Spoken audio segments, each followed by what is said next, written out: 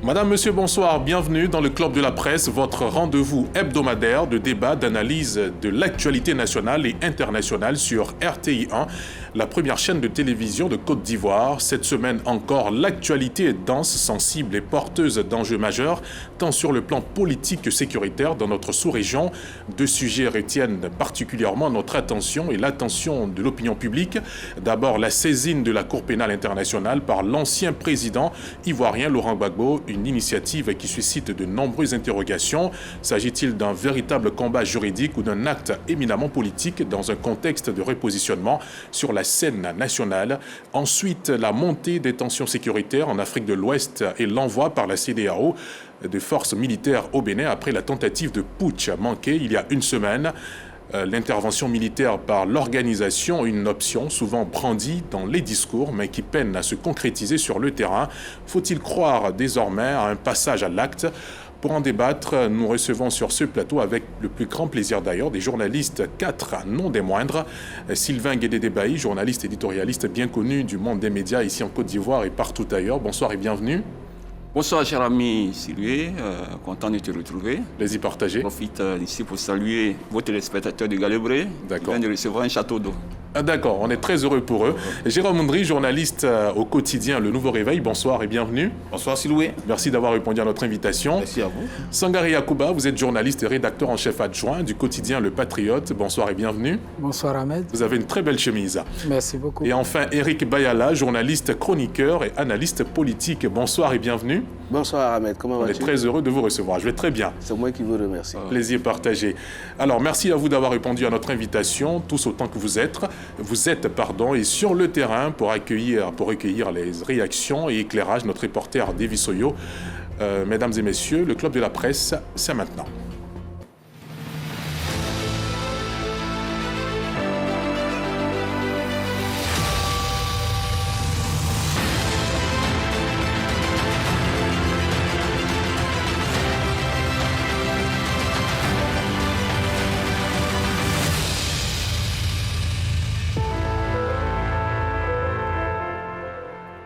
On mène tout de suite les pieds dans le plat avec une lettre de Laurent Gbagbo rendue publique le 8 décembre dernier, indique que l'ex-président a demandé à un de ses avocats de ressaisir la Cour pénale internationale, la CPI, et de remettre sur la table le problème de la guerre de Côte d'Ivoire.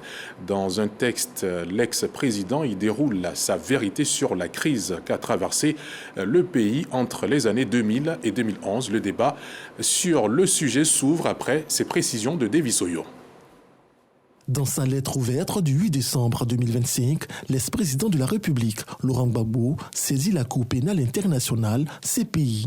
Laurent Gbagbo remet au goût du jour les différentes crises qui ont secoué sa décennie de gouvernance et fragilisé la Côte d'Ivoire.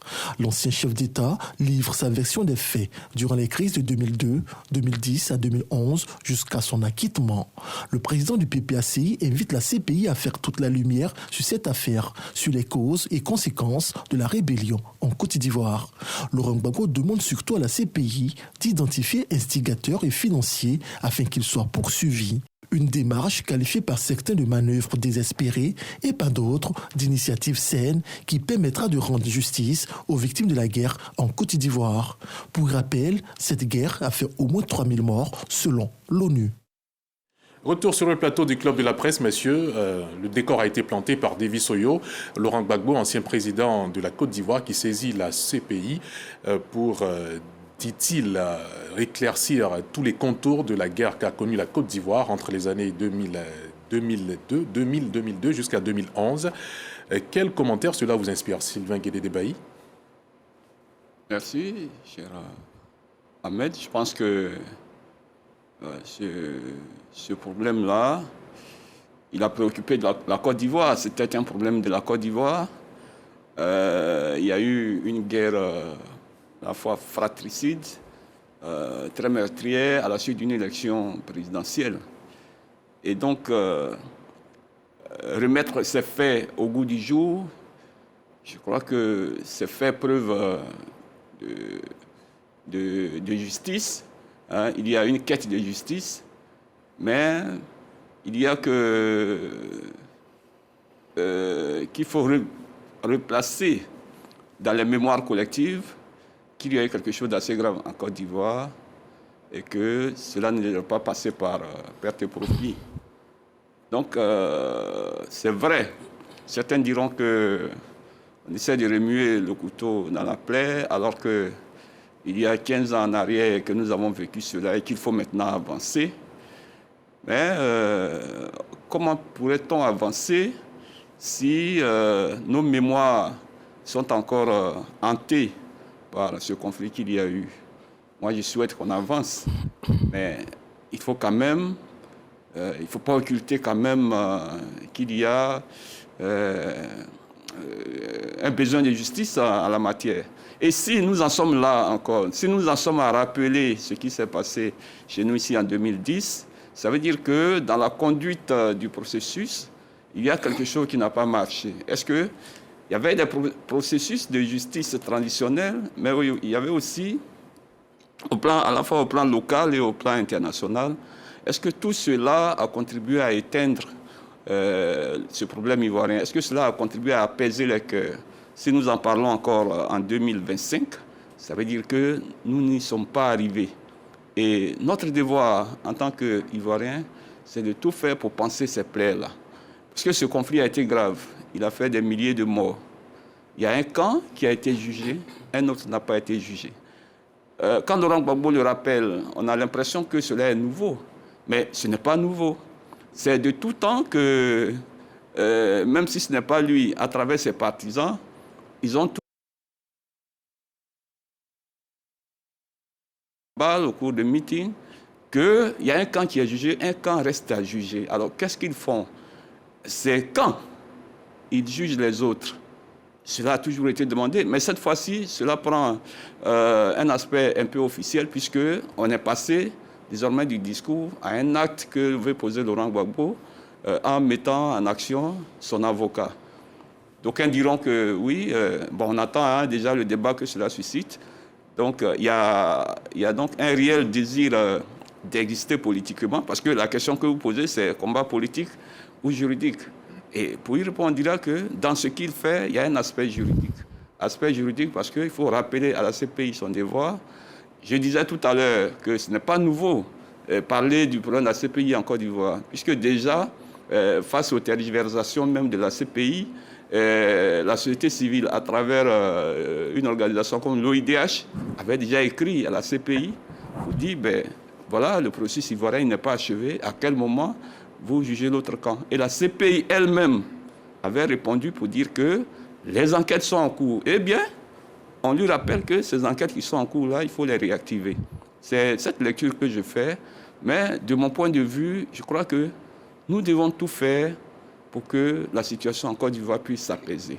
C'est en cela que je m'avais demandé aux nouvelles autorités que de se mettre dans un jeu de mise à mort politique de Laurent Gbagbo. Il faut plutôt envisager une politique d'inclusion. On ne doit pas voir la gouvernance en écrasant l'adversaire, mais en l'incluant dans le jeu politique, de sorte que de telles récriminations, parce qu'en fait, ça peut être vu comme des récriminations, que de telles récriminations ne dominent pas le débat politique en Côte d'Ivoire, mais que le débat politique que nous devons avoir doit être constructif et doit pouvoir nous faire progresser. Mais c'est ensemble. D'accord. Éric Bayala, pratiquement 15 ans après ces événements, est-ce le moment pour Laurent Gbagbo de saisir la Cour pénale internationale pour de tels faits? D'abord, ce qu'il faut dire, c'est que la question, c'est de savoir si la saisine est un combat juridique ou bien politique. Politique.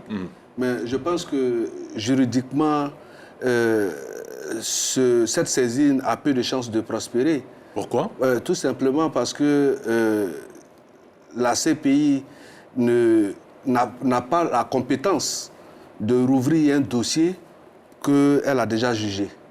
Et souvenez-vous qu'en 2019, le président Laurent Gbagbo a été acquitté. Et en 2021, l'acquittement a été confirmé en appel. Et d'où ça relaxe. Et donc, en droit international, la Cour est incompétente de se saisir d'un dossier qu'elle a déjà jugé définitivement.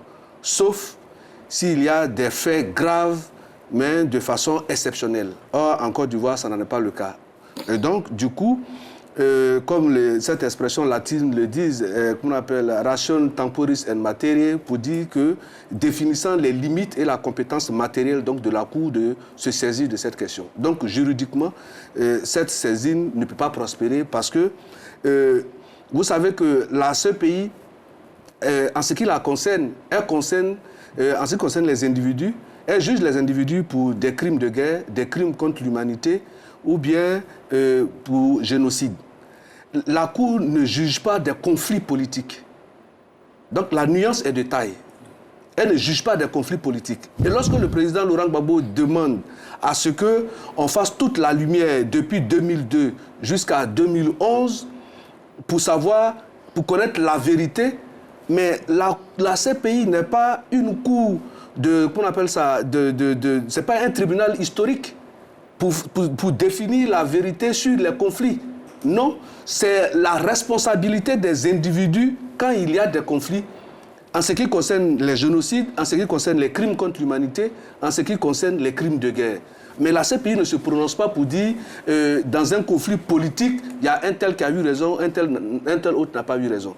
Et donc, du fait même déjà que le président Laurent Gbagbo demande que les enquêtes partent antérieures en 2002, il y a une forclusion et un manque de compétence absolue de la CPI de se saisir de cette question pour pouvoir se prononcer. Donc, ce que je peux dire, c'est que sur le plan juridique, la saisine du président Laurent Gbagbo a peu de chances de prospérer. Maintenant, sur le plan politique, on voit une fourberie de crise existentielle parce que l'homme même décide de se mettre en retraite juste après les élections législatives. Il est sorti de prison depuis 2021. 3 ans après, parce que selon lui, il a été écarté de l'élection présidentielle, il n'a plus pignon sur rue, et donc il faut s'arc-bouter sur un morceau, j'allais dire, de planche qui vogue sur quelconque rivière pour pouvoir donner vraiment de la voix. Parce que Sylvain Debailly l'a dit, on pourrait dire remuer le couteau de la plaie, mais oui, ce serait le faire, mais à quelle fin? À quel moment on peut se rendre compte que la crise que nous avons connue est derrière nous? À quel moment? Parce que si 20 ans après presque, on demande encore de rouvrir les enquêtes pendant que lui-même, il a été au pouvoir de 2000 jusqu'en 2010, il n'a pas pu établir clairement la responsabilité et la vérité pendant qu'il avait le destin de toute une nation. Et c'est après lui qu'il demande à une juridiction de venir se prononcer sur la question. Donc il y a à s'interroger véritablement sur les motivations réelles de l'homme. Mais comme je l'ai dit dans mes propos introductifs, il cherche à occuper encore politiquement la scène politique, de se donner encore une certaine visibilité, que non, bien évidemment, la dynamique politique ivoirienne qui met en lumière des nouvelles compétences juvéniles sont en train de construire la Côte d'Ivoire de demain. C'est vrai, il a été à un moment donné un homme politique de premier plan, mais il faut comprendre que le temps a eu les rides sur les compétences de l'homme et qu'aujourd'hui, la Côte d'Ivoire est en train d'aller encore plus loin. Jérôme Ndri, est-ce qu'on peut dissocier cette action du président Laurent Gbagbo au contexte politique actuel, à l'approche des élections législatives? Est-ce qu'il faut lier, je te retourne la question, est-ce qu'il faut lier l'action du président Laurent Gbagbo au contexte politique? Je dirais que chacun est libre de faire son commentaire, mais moi je pense que la démarche du président Laurent Gbagbo obéit à un principe, à une logique simple. En matière de justice. Quand deux camps sont en conflit, quand on a jugé un camp, qu'on n'a pas pu prouver que c'est ce camp qui est fautif, bon, cela relève de la compétence du procureur de savoir qui est l'auteur ou qui est fautif dans ce conflit. C'est une simple démarche, c'est-à-dire la logique du jugement d'un procès judiciaire.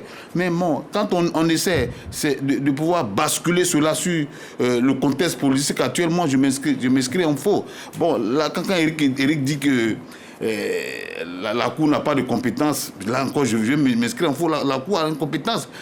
Le procureur l'a indiqué depuis 2019 à l'acquittement du président Laurent Gbagbo que les enquêtes vont se poursuivre. Ça, le bureau du procureur a dit ça plusieurs fois, que les enquêtes vont se poursuivre dans l'autre camp, parce qu'on sait que dans l'autre camp il y a eu des tueries, des exactions dans l'autre camp, donc les enquêtes vont se poursuivre.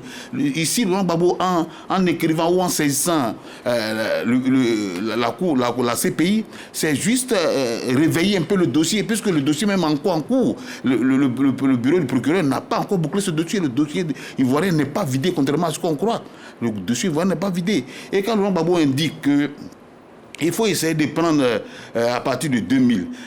Rappelons-nous qu'en 2000, il y a eu ceux qui ont été les acteurs de la crise, il y a eu une amnistie en 2000. En 2010, il y a eu également une amnistie pour pouvoir balayer un peu les fautes. Mais cela, tant que ce dossier n'est pas encore vidé, je pense que la vérité ou la réconciliation prônée par tous les Ivoiriens ne pourra pas effectivement s'installer. Aujourd'hui, on parle de réconciliation de façon superficielle. On parle de réconciliation de façon superficielle. Les Ivoiriens ne sont pas réconciliés. Écoutez les gens, vous voyez les rancœurs dans le cœur des gens. Allez-y à Diokwe, à Bangola, tous les pays, vous verrez que les gens ont encore des rancœurs. Mais pour réparer tout ça, il faudrait que la justice soit faite pour que la vérité, une fois la vérité est connue, bon, la réconciliation viendra d'elle-même. D'autres pays en dehors de la Côte d'Ivoire ont connu le même processus. Quand on prend le Rwanda, ils ont connu le même processus. Et tout à l'heure, le débat parlait de justice transactionnelle. Bon, ça n'a pas été fait en Côte d'Ivoire, ça avait été suggéré, ça n'a pas été fait. Mais nous disons, je reviens pour dire que il ne faudrait pas que forcément nous puissions lier ce dossier au contexte politique actuel. C'est vrai, peut-être le timing choisi par le président Laurent Gbagbo a coïncidé, ça c'est mon analyse personnelle, a coïncidé avec peut-être l'investiture du président, le dossier de politique ivoirien. Mais au-delà de cette coïncidence, il faudrait que nous, de façon très froide, nous puissions nous asseoir pour analyser la démarche du président Laurent Gbagbo. Est-ce que le dossier ivoirien à la CPI doit être passé à perte et profit après l'acquittement du président Laurent Gbagbo? Je dis non. Il faudrait qu'on puisse poursuivre, puisque c'est deux camps qui étaient opposés dans ce conflit. On ne demande pas au procureur de venir juger un conflit, mais le procureur a ouvert un dossier où des acteurs devaient être jugés, et le bureau du procureur a indiqué que des enquêtes vont se poursuivre dans l'autre camp. Nous demandons, le président Laurent Gbagbo demande simplement au bureau du procureur de poursuivre, d'aller en profondeur de ce dossier pour que la vérité soit connue. Une fois la vérité est connue, je pense que les Ivoiriens peuvent se surpasser pour que la réconciliation s'établisse véritablement en Côte d'Ivoire. Bien compris. Sangaré Yacouba, votre opinion sur cette sortie du président Laurent Gbagbo? Je pense que c'est un combat politique. Il n'est pas dans une volonté de rechercher la justice. Comme vous l'avez dit, c'est plutôt un combat politique pour essayer vraiment d'exister dans un environnement politique aujourd'hui où il est quasiment dépassé par les événements. D'abord, il faut préciser que ce n'est pas une saisine en tant que telle, parce qu'à la CPI, il y a trois modes de saisie. C'est trois manières de saisir la CPI. C'est d'abord un État partie qui a ratifié le statut de Rome.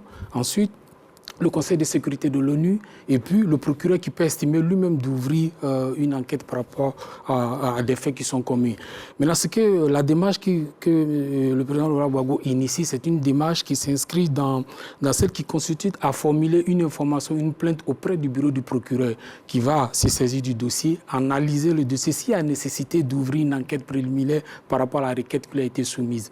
On n'est qu'au stade embryonnaire d'une démarche, rien n'est dit qu'elle va aboutir parce qu'il y a des faits qui sont passés.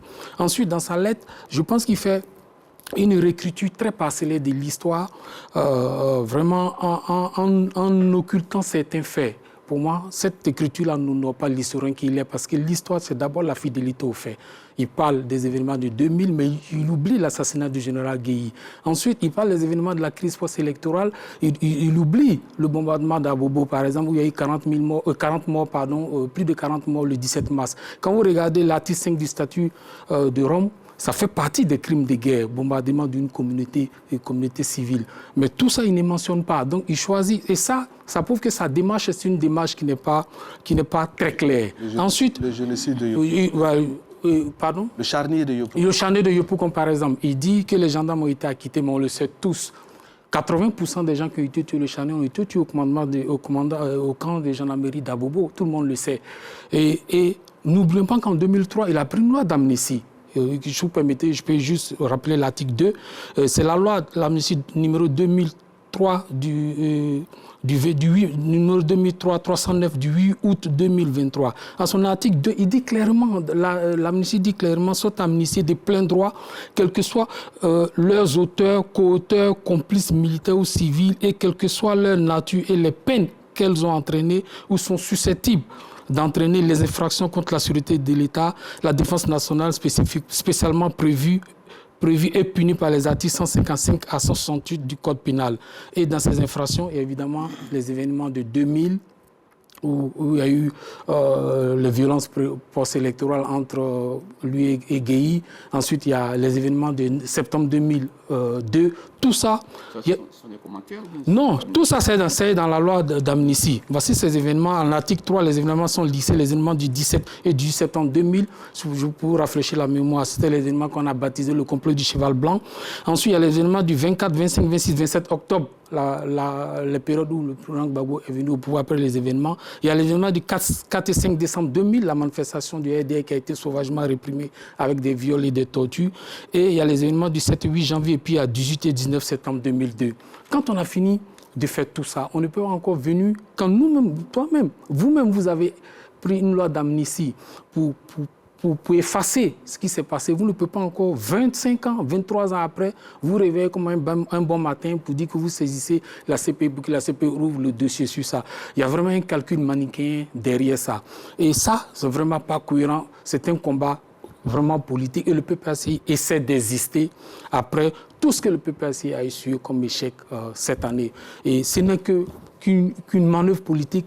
Et je partage entièrement l'avis de Bayala. Je pense que cette procédure a très peu de chances d'aboutir. Et je voulais terminer par dire que les Ivoiriens ont passé ce stade. Aujourd'hui, ce quoi on a suivi, c'est la paix, la tranquillité. Vous dites que les Ivoiriens ne sont pas réconciliés. Ce qui se passe, c'est le politique. Hein. Même quand il y a les récents événements, les gens étaient toujours chez eux. Hein. Même le jour du vote, le lendemain, on trouvait les gens assis dans les maquis en train de boire tranquillement. Les gens continuent de se fréquenter, ils vivent en communauté. La masse critique des Ivoiriens, je pense qu'ils n'ont pas de problème à vivre en communauté, ils se fréquentent, ils font tout. Il se trouve que des politiques ont choisi ça pour en faire un fonds de commerce et ils attendent et ils s'en servent ça pour un combat politique quand il y a des périodes électorales pour essayer de faire cette surchauffe de la tension. Mais quand vous regardez dans le fond, les Ivoiriens, dans leur grande majorité, veulent la paix, la tranquillité et ils vivent en bonne intelligence. Donc, on ne peut pas toujours brandir la réconciliation comme fond de commerce. Et je voulais terminer par dire que la réconciliation, c'est une quête permanente. Il n'y a pas quelqu'un qui a une clé de la réconciliation. Quand vous voulez vous réconcilier, il faut que vous en manifestez le désir et que vous donnez l'aspiration profonde. Ce n'est pas quelque chose qu'on achète dans un supermarché. Merci infiniment, Sangaré Yacouba. Sylvain Guédé-Debailly, pourquoi déjà avoir choisi la Cour pénale internationale? On le sait tous, le président Laurent Gbagbo est allé à la Cour pénale internationale, il a été jugé, il y a séjourné pendant près de 10 ans. Mais pourquoi choisir la Cour pénale internationale plutôt que de se référer à des actions entre Ivoiriens ou bien même en Côte d'Ivoire pour en arriver à éclaircir ces choses qu'il définit comme des guerres qu'ont vécues la Côte d'Ivoire? Oui, mais quand on ne se réfère pas aux Ivoiriens et qu'on se réfère à la Cour pénale internationale, ça voudrait dire qu'au plan local, il y a problème. Quel problème, selon vous? Le problème du dialogue entre les acteurs. De tout temps, les acteurs politiques ont appelé au dialogue. Mais dès lors qu'on évoque un dialogue inter-ivoirien, il y a certains qui se braquent, qui n'ont peut-être pas intérêt à ce que ce dialogue ait lieu, ou alors qui disent carrément que bon, on a déjà dialogué, il n'y a plus de dialogue encore. Quand on est dans cette logique-là, bon, ça ne peut que produire ce genre de sortie. Et sur cet aspect-là, je voudrais rappeler à mon ami Sangaré que ces événements qu'il vient de lister, quand le président Laurent Gbagbo fait une amnistie, prend une amnistie en dépit de la gravité de tous ces événements, c'était pour une quête de paix, pour une quête de réconciliation entre Ivoiriens.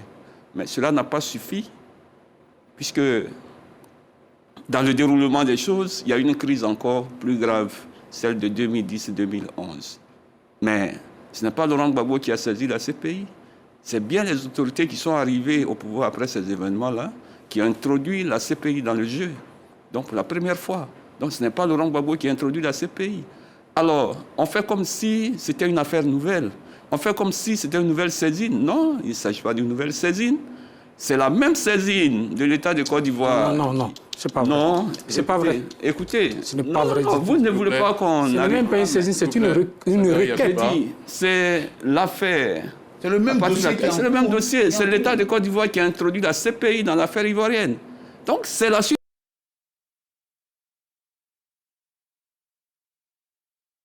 Oui, la même logique. Qu'est-ce qui s'est passé? Quand, en 2011, Laurent Gbagbo est transféré à la CPI, on a bien entendu le procureur, à l'époque, Chora Ocampo, qui a dit qu'il y avait 3 personnes dans chaque camp. Au niveau du camp Gbagbo, bon, il y avait le président Gbagbo lui-même. On soupçonnait tant. Il y avait Simone, puisque son dossier était déjà acté. C'est le président Alassane Ouattara qui n'a pas voulu. Et puis, il y avait Charles Blé Goudé. Ils sont clairement connus. Et un jugement a eu lieu. Et la même CPI avait dit que dans le camp Ouattara également, il y avait au moins 3 personnalités. Voilà, donc, on ne peut pas me dire sur ce plateau que l'affaire a été jugée définitivement. Je m'inscris en faux.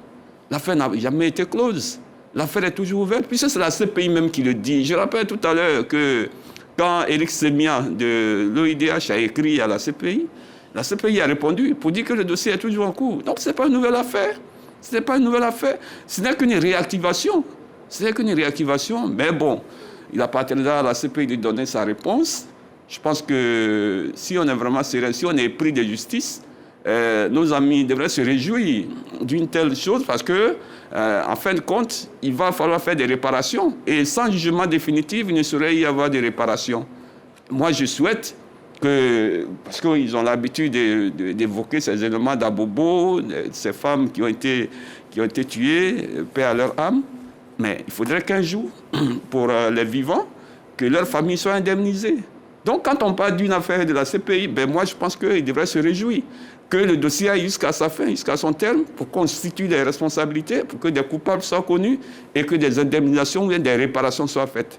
Moi, voilà ma position sur cette affaire. Et puis, bon, franchement, je n'aime plus revenir sur ce passé douloureux-là, parce que quand on le fait, c'est comme si on n'avait pas envie d'avancer. Mais, je le répète, ceux qui ne veulent pas qu'on avance, c'est ceux qui ne veulent pas qu'il y ait de dialogue. C'est ceux qui ne veulent pas que des Ivoiriens, comme nous sommes assis ici, s'asseyent pour parler des problèmes de la Côte d'Ivoire et que, bon, celui qui est en face, on va l'écraser, bon, il est politiquement mort, nous on avance et puis, bon, on peut faire sans eux. Ben, moi, je pense qu'on ne peut pas faire sans les autres. Donc, il faut à un moment donné mettre bas la terre. Il ne s'agit pas ici d'ouvrir un dossier déjà jugé. Non, le dossier n'est pas jugé. On ne demande pas à la CPI d'être un tribunal historique. Non, la CPI ne sera jamais un tribunal historique. La CPI, ici, dans ce dossier-ci, doit prouver qu'elle ne se range pas du côté de ce qu'on pourrait appeler la justice de vainqueur. S'il y a eu un camp qui a été jugé et que 2 camps étaient au conflit, il est bien normal qu'elle remette le dossier au goût du jour pour que l'autre camp aussi soit jugé afin qu'il y ait cet équilibre et que de cet équilibre-là naisse un nouvel horizon et puis bon, une nouvelle réconciliation ivoirienne. Sinon, ce qu'on évoque ici habituellement, moi je pourrais appeler ça de la fantasmagorie de la réconciliation, qui consiste à évoquer, bon, oui, les Ivoiriens sont réconciliés, et puis après, quand il y a les conflits électoraux, on a le cas de Nayo. C'est un cas typique. Alors que les Ivoiriens sont totalement réconciliés, parce que des gens qui vivent ensemble depuis des lustres arrivent facilement à s'entretuer. C'est bien compris. Je crois qu'il faut arrêter ce narratif. C'est bien compris, Sylvain Guédé-Bailly. Éric Bayala, la Cour pénale internationale est-elle encore perçue comme une juridiction impartiale en Afrique quand on sait les critiques dont elle fait l'objet? Ou bien, je pense que il y a très longtemps que on attend ça et là des critiques à tort ou à raison sur les questions de réconciliation, sur comme la position ou la neutralité de la CPI, tout et tout. Mais ce qu'il faut comprendre, l'opposition ivoirienne pense que c'est lorsqu'elle va venir au pouvoir que les Ivoiriens vont se réconcilier. Non, c'est parce que c'est devenu un véritable fonds de commerce. Ouais. C'est devenu un véritable fonds de commerce. Parce que quand on dit, regardez les derniers événements de la présidentielle, Jérôme parlait de Djokoué, de l'Ouest, mais ce sont des zones qui ont été très pacifistes par rapport aux élections qui sont passées. Il y a eu moins d'incidents dans ces régions de l'Ouest. Ça ne veut pas dire qu'ils sont réconciliés. Est-ce pour autant que... Écoutez... On peut rester Il y a des meurtrissures en dedans. On peut rester discipliné. Il y a des meurtrissures en dedans. Donc, il ne faut pas croire que... Non, ce n'est même pas un cas. Éric Bayala, ce n'est pas des exemples. Merci de le laisser aller au bout de son argumentation. En fait, ce que je veux dire, quand vous avez votre prise de parole, ce que vous dites là, parce qu'on n'a pas beaucoup de choses à dire là-dessus, Non, la mais jusque-là, j'ai respecté vos discipline prises du de parole. plateau obéit que... Non, jusque-là, j'ai respecté vos prises de Voilà, parole. donc laissez-nous finir ce qu'on a à dire, Sylvain, il y a des débats. voilà, pour qu'on puisse développer. Donc j'étais en train de dire qu'en ce qui concerne cette procédure, Sylvain disait tout à l'heure que la procédure continue, mais en matière de droit, qu'il me permette de lui faire la catéchèse. Quand est-ce qu'une procédure commence et quand est-ce qu'elle finit? Elle commence à partir du moment où la plainte est posée et elle finit lorsqu'il y a eu jugement. Ouais. Et quand vous êtes jugé en premier ressort, vous avez la possibilité de faire l'appel et vous êtes jugé en premier et dernier ressort. Mais sur le dossier de la CPI concernant le président Laurent Gbagbo, mais il a été jugé, il a été acquitté en 2019. Et le bureau du procureur a fait appel de la décision. Et en 2021, il a été acquitté définitivement, mettant fin donc à la procédure qu'il envoyait à la CPI. Donc il n'y a pas de continuité. Il faut que ça soit clair, ça soit sûr. Et dans le droit international, la Cour n'est plus habilitée à se saisir d'un dossier qu'elle a déjà jugé définitivement. Et c'est toi qui le dis ou bien c'est... Non, mais écoutez, mais renseignez-vous, cher ami. C'est toi qui le dis ou bien c'est... Renseignez-vous. C'est ton analyse. Non, j'ai dit que je suis en train de faire de la catéchèse pour vous, mieux de la pédagogie juridique. Renseignez-vous. Allez à l'information, formez-vous avant de venir. Parce que ne portez pas de contradiction pendant que vous-même vous n'avez pas les éléments pour pouvoir vous défendre. Mais ce que tu dis, donc j'étais en train de vous dire qu'une fois qu'un dossier est définitivement jugé en droit international, la Cour n'a plus compétence de s'en saisir, de rouvrir ce dossier, si et seulement si il y a des faits graves, exceptionnels concernant ce dossier. Or, en ce qui concerne le dossier de la Côte d'Ivoire, il n'y a pas encore eu de faits nouveaux, graves et exceptionnels qui vont contraindre donc la Cour à rouvrir le dossier. Donc, la Cour n'a pas compétence. C'est ce que je disais tantôt. Maintenant, le président Laurent Gbagbo lui-même, il a séjourné à la CPI pendant plus de 10 ans. Mais j'aurais pu comprendre qu'il a été à cette prison, mais il a tout fait, sauf savoir comment est-ce que la Cour elle-même fonctionne. Parce que ça aurait été à son avantage. Non. Parce que ce qu'il pose... C'est grave ce que tu dis. Oui, parce que l'acte qu'il pose ne peut pas prospérer. Parce que comme on vous a dit, il y a 3 façons de saisir la CPI. 3 façons. Et dans les 3 façons, la posture que le président Laurent Gbagbo a ne figure pas dans la manière dont on saisit la CPI. Donc, si dans la procédure de saisine, il y a un problème, le dossier il est purement relatif à une existence politique. Il veut exister politiquement. Parce que lui-même, quand vous êtes mis de par votre posture, de par votre manière d'apprécier l'évolution de la politique en Côte d'Ivoire, vous êtes mis en congé du processus électoral. Vous n'êtes pas éligible. Ensuite, vous mettez votre parti politique hors des élections législatives.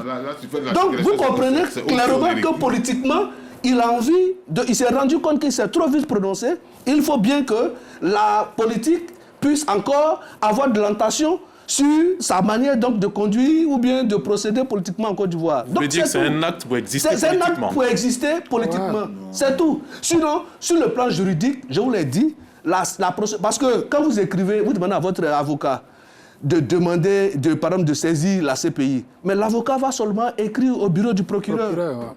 Et c'est le bureau, partout dans le monde, le procureur, il est le seul à avoir l'opportunité des poursuites.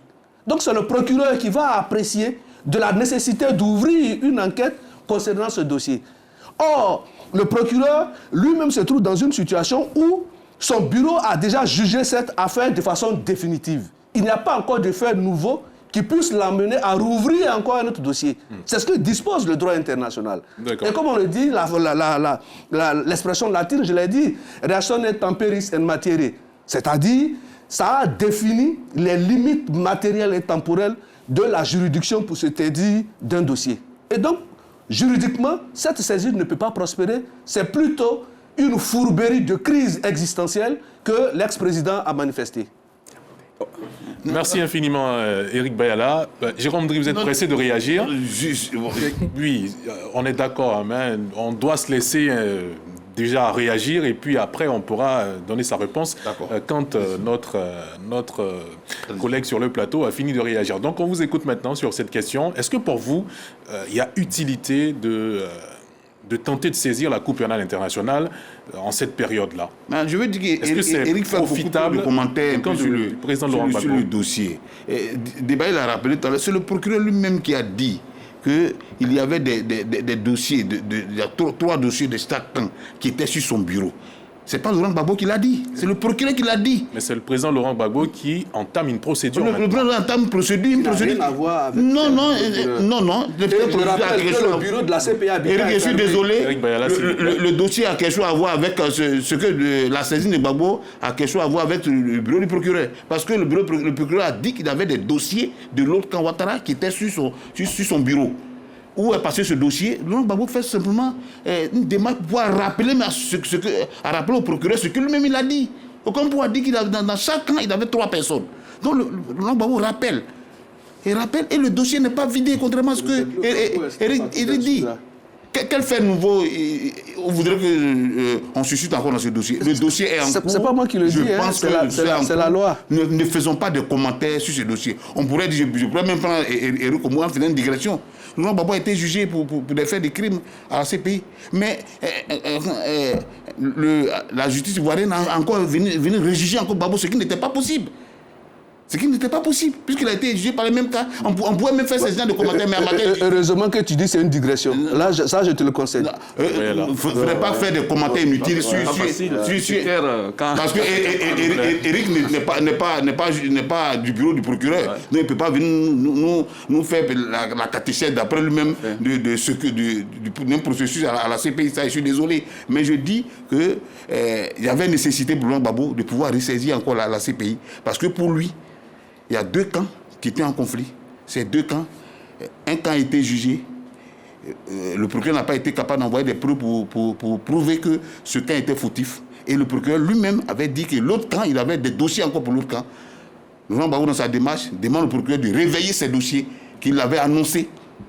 Et de réveiller simplement ces dossiers pour que la vérité soit connue. Et c'est cette vérité-là qui va permettre aux Ivoiriens dans son courrier, là, où est-ce qu'il a dit? Mais quand il y a une narrative nos amis d'en face utilisent très souvent, les Ivoiriens sont réconciliés. Non, la Côte d'Ivoire ne s'arrête pas à Yopougon ou bien à Cocody, encore moins à Koumassi. Dieu merci qu'au moins la met à la réconciliation. La Côte d'Ivoire ne s'arrête pas là. Allez-y à Diokoué pour voir comment des gens ont encore des ressentiments.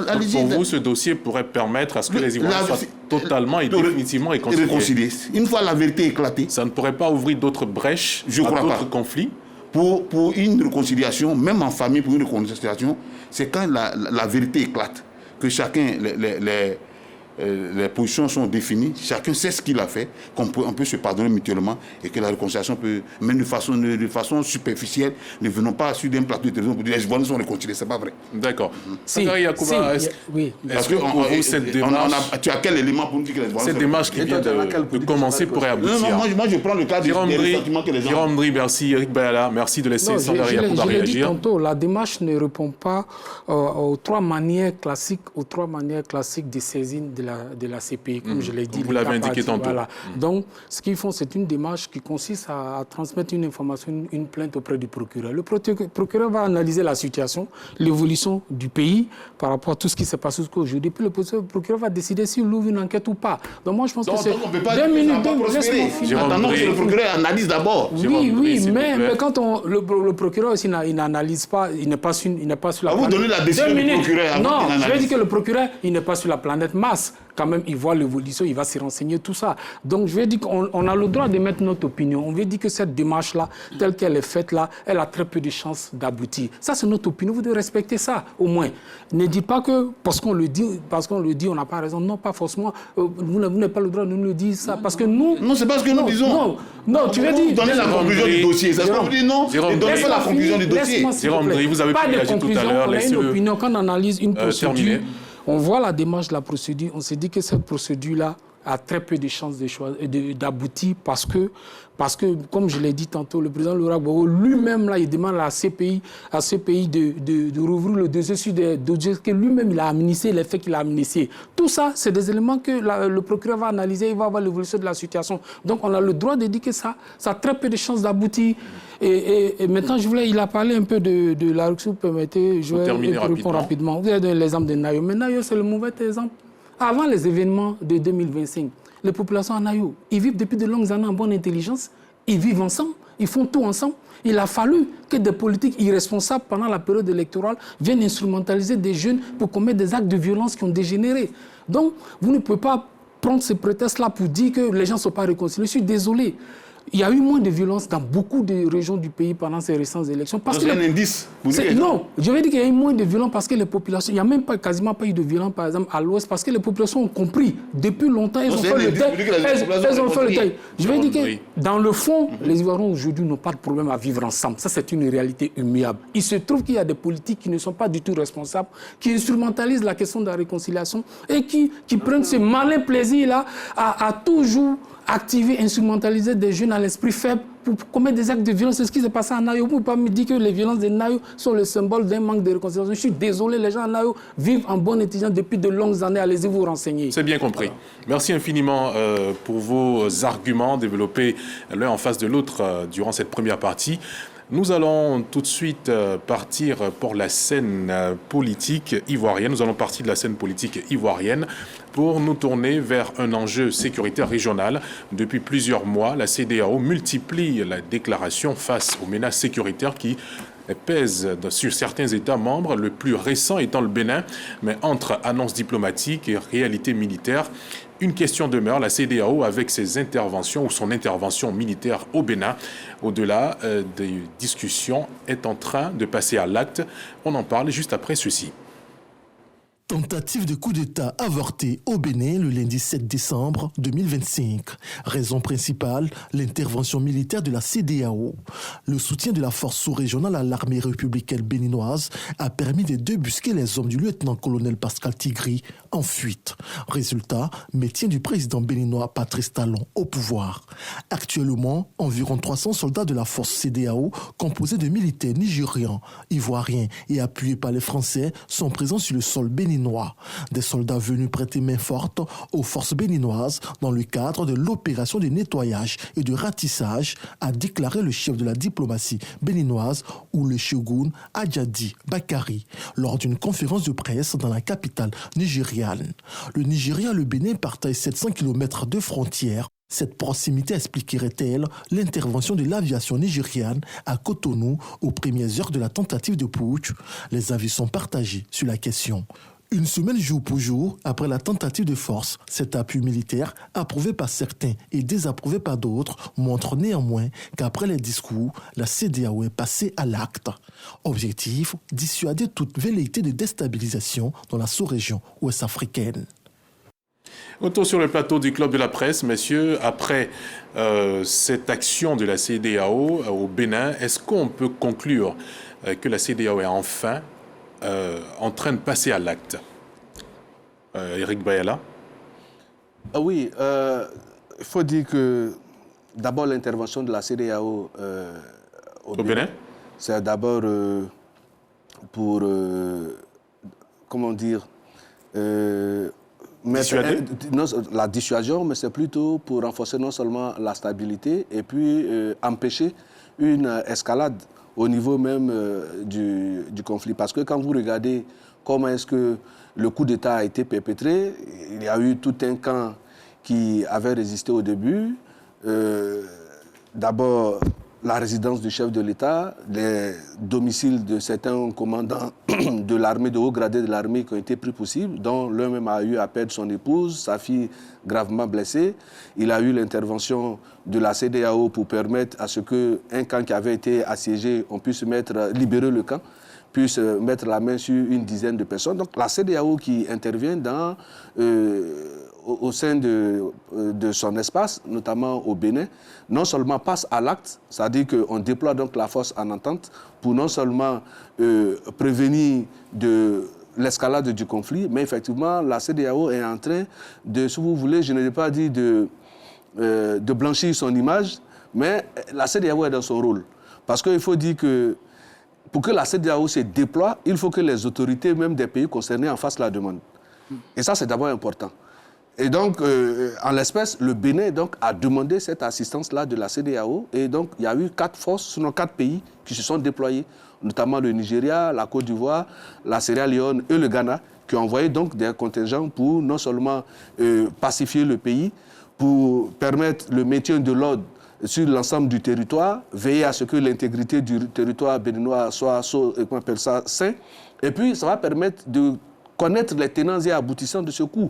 Parce qu'après, quand les instigateurs de ce coup sont portés disparus, on les annonce dans certains pays voisins qui ne sont pas forcément dans l'espace CEDEAO, donc cela porte à interrogation. Et puis, depuis un certain moment, c'était comme si c'était une fièvre qui s'emparait à ces pays qui sont à la veille des élections, où, bon, des gens, parce qu'on leur a confié les armes, le peuple leur a confié les armes pour leur sécurité, ils s'en saisissent pour venir agresser encore le peuple, et ça a commencé à devenir une contagion, j'allais dire, dans la sous-région. Et donc la CEDEAO, en décidant de se déployer, ça va donc envoyer un signal fort pour tous ceux qui manifesteraient peut-être encore ces désirs-là de pouvoir prendre le pouvoir par les armes. Cette fois-ci, la CEDEAO est passée de sa phase de pédagogie, de dire on en a les moyens, à effectivement aller sur le terrain pour dire bon, trop c'est trop, désormais, quiconque voudrait prendre le pouvoir par les armes trouvera donc cette force-là en face d'elle. Sylvain Guédé-Debailly, est-ce que la CEDEAO est enfin prête à assumer sa casquette de protectrice de l'intégrité territoriale de ses pays membres? Moi, j'attends la CEDEAO en Guinée-Bissau. Le jour qu'elle mènera la même action en Guinée-Bissau, je serai convaincu de ce narratif-là. Parce que ça ne doit pas être de façon sélective, cette intervention. Et ça ne doit pas être circonstancié. La CEDEAO est quand même intervenue, pas militairement, mais quand même intervenue. Oui, mais je dis militairement. C'est militairement qu'elle est intervenue au Bénin. Il faut qu'elle intervienne militairement en Guinée-Bissau. Si, à l'époque, comme le dit M. Bayala et mon ami Bayala, qu'il fallait quelqu'un pour faire la demande. Voilà. Sinon, pour l'instant, c'est de la sélectivité. Et donc, il faut que la CEDEAO soit logique avec elle-même pour aller jusqu'au bout. Est-ce que contextuellement, les cas ne sont pas difficiles à gérer pour d'autres? Ah non, il ne doit pas y avoir de cas difficiles à gérer ou bien de cas faciles à gérer. Les cas s'apparentent de la même façon. Ce sont des situations de coup d'État, de renversement des institutions. Ce qui s'est passé en Guinée-Bissau, on ne peut pas appeler ça autrement. C'est un coup d'État qui a renversé les institutions. Au Bénin, c'est une tentative qui a failli renverser les institutions. Et la CEDEAO a intervenu.